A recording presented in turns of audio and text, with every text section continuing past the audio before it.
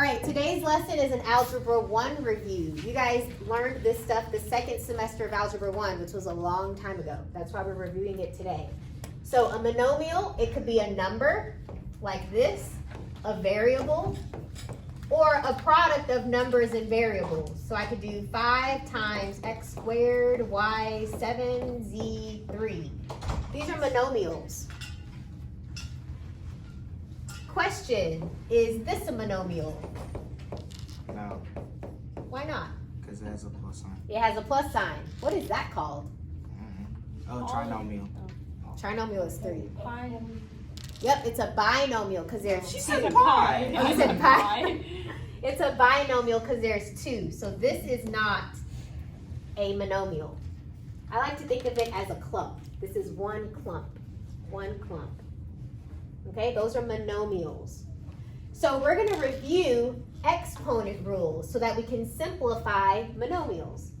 So first is the product rule. When you guys hear the word product, what comes to mind? Solution. A solution, yep. The product is the solution to a multiplication problem. Good, y'all got it? We're going to be multiplying for the product rule. So here's the rule. If I have something to the power of, I'll say A, times something with the same base to the power of B, you can add the exponents.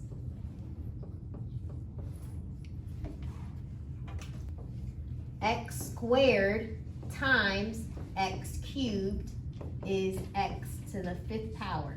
You add the exponents. X squared is x times x. X cubed is 3 more x's being multiplied. That is 5 x's being multiplied total. That's why this is x to the 5. So if you get something complicated like x to the 39 times x to the 77, instead of drawing 39 x's and 77 x's, you can just add those together. The product rule. It makes things quicker. Okay? Now let's do the power rule. The power rule says if you have something raised to a power, raised to another power, you can multiply the exponents. That is the power rule. Here is an example of the power rule. X squared to the power of 3 is x to the power of 6. You multiply the exponents. When you have a power raised to another power, you multiply them. Let me draw it out for you. X squared cubed means x squared times x squared times x squared. You have it 3 times because you have it to the power of 3. This x squared has 2 x's. This x squared is 2 x's. This x squared is 2 x's. So you have 6 x's being multiplied together. Okay? So whenever you have a power to another power, you multiply. Do you see the difference between these two? Okay.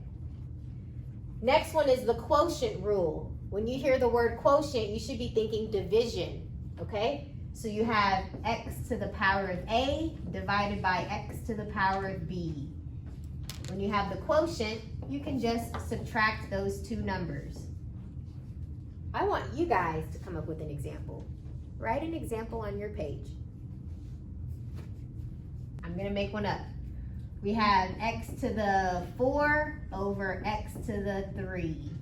What do you think the answer to my example is? Just x. Because 4 minus 3 is just 1. Please do not write the 1 there. What if I did this? X to the 3 over x to the 4. What do you think the answer will be? Negative. Yep, x to the negative 1. Your exponent is negative.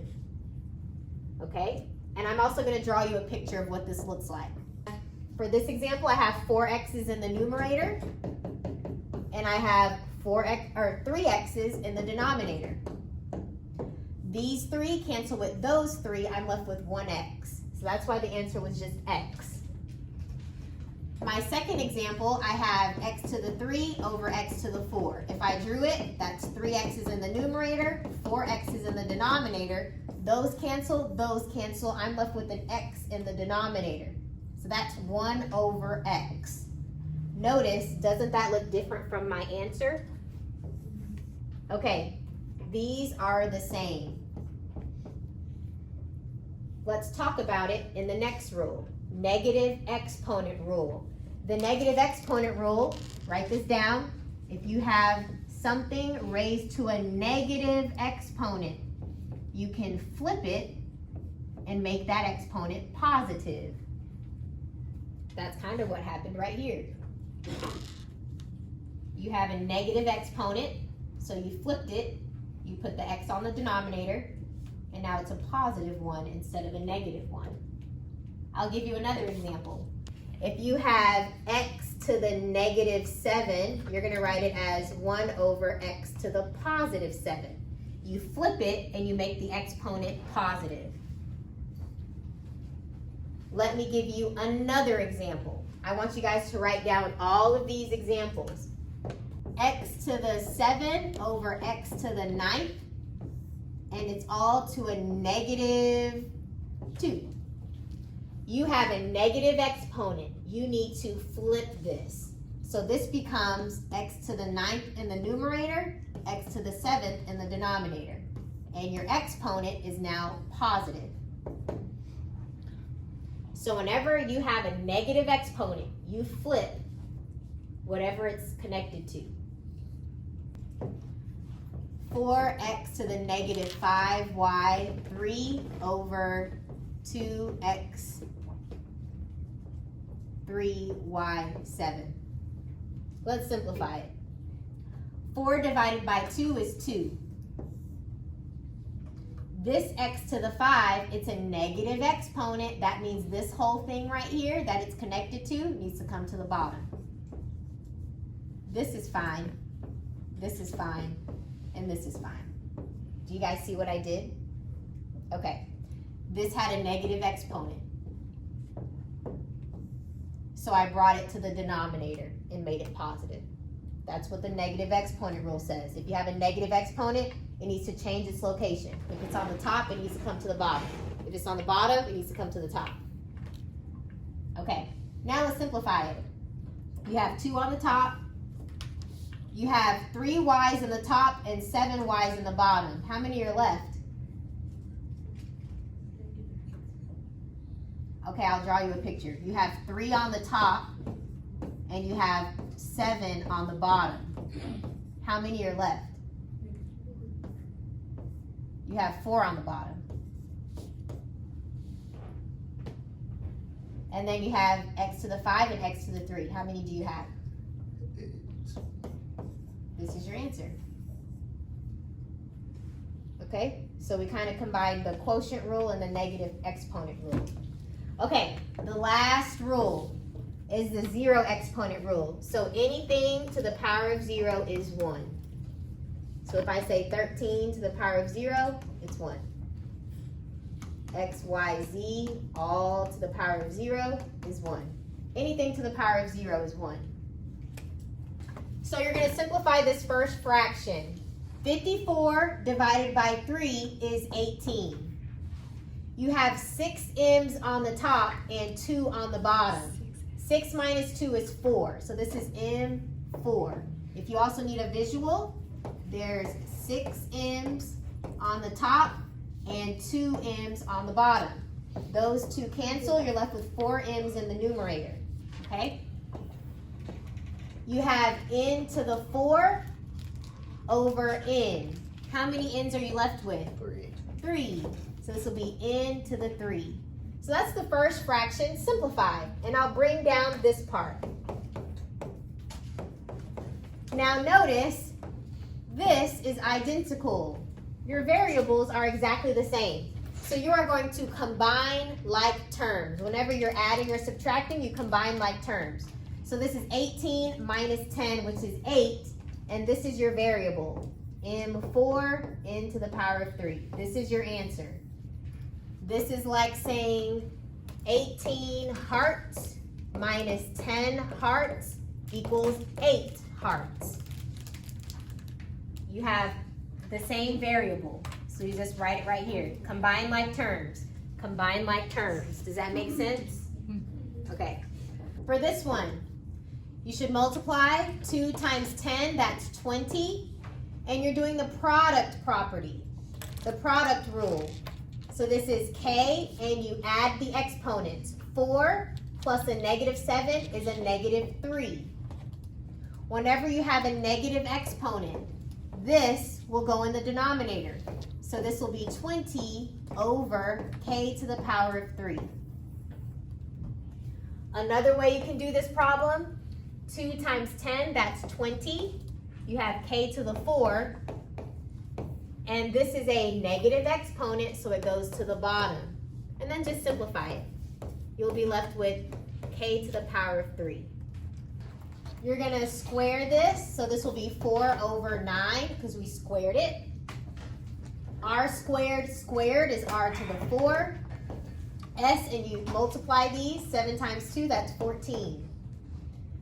And then you're multiplying it all by this fraction. And this.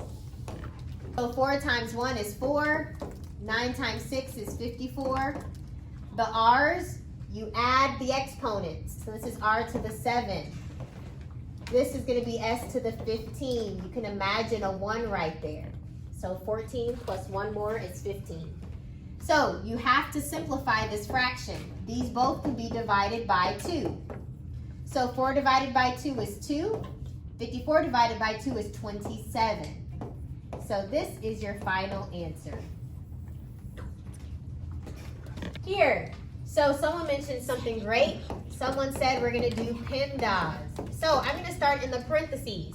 So let's simplify what's in the parentheses. 14 divided by 7 is 2. And then you have W12 and then W to the 3. So I'm left with what? W9. Okay, so that's simplified the parentheses, and you have a negative 1.